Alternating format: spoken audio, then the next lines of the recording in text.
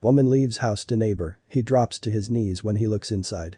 John looked at the old house with familiarity. He had done so much work on the house, he's fixed windows, retiled the kitchen and countless other things. He was still stunned.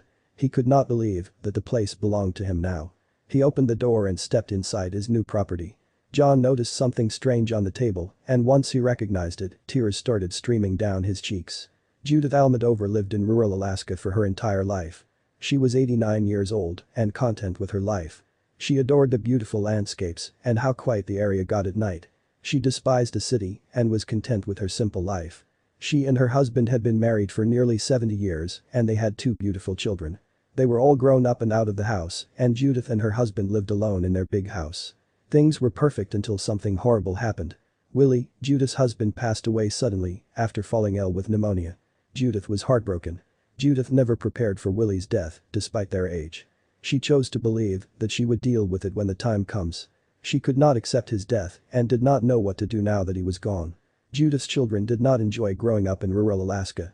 They wanted to live in the big city and move to Washington as soon as they could.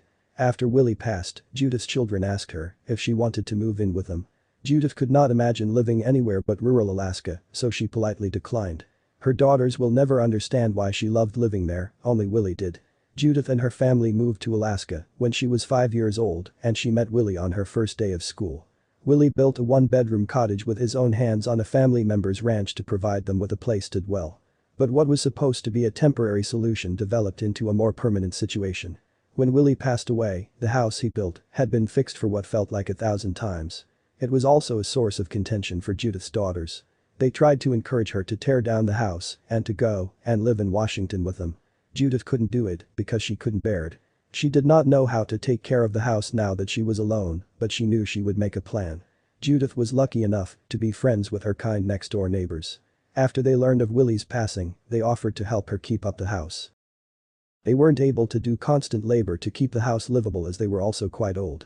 They also did not have the time to, as they had their own share of problems. The neighbors had a son named John. After years of being homeless, the 25-year-old decided to move back in with his parents. John, however, did not find the small town charming at all. John was desperate for independence, but finding a job in such a small town was impossible.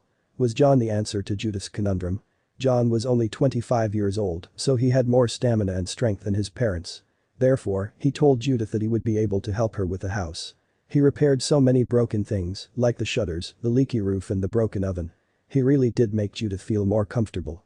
Judith wanted to compensate John for his hard work, but he refused to take her money. He owed her a lot more than money after all. The small community was tight-knit, so once John moved to town, the whole town knew he had been homeless.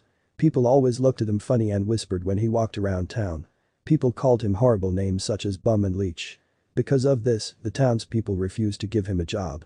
Judith and Willie, however, always treated him with kindness and respect. They frequently invited John over for dinner. John always felt welcome in their house, and to repay their kindness, John made a promise to ensure that Judith was taken care of. But he had no way of knowing what fate had in store for him. John kept his word and took care of Judith. He picked up her groceries, cleaned up her house, and kept up with all the repairs. Judith loved his company, and their bond grew stronger. Although John wouldn't take Judith's money, she tried to repay him in other ways.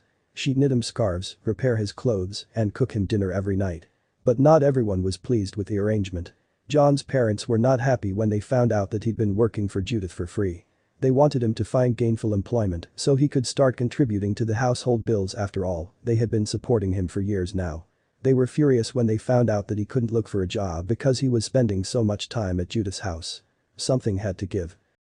John's parents decided enough was enough. They gave him an ultimatum. Find a job or get out. While John understood their dilemma, he was shocked to learn that they did not approve of him helping Judith. Judith was well loved in the community and she'd always go out of her way to help anybody else. He was faced with an impossible decision. John had made his decision. He packed his bags to go and live on the street again. Of course, his parents didn't want to see their son homeless again, but they weren't willing to support him either. There were no opportunities in rural Alaska for a man like him, so he decided to go back to the city and leave everything behind. But what about Judith? Without John, Judith struggled to get by. Her daughters kept insisting that she should leave it all behind and move to Washington, but she just couldn't bring herself to do it. She had so many happy memories in this old house, it was all she had left. If she left, she would be leaving Willie and a part of herself, too.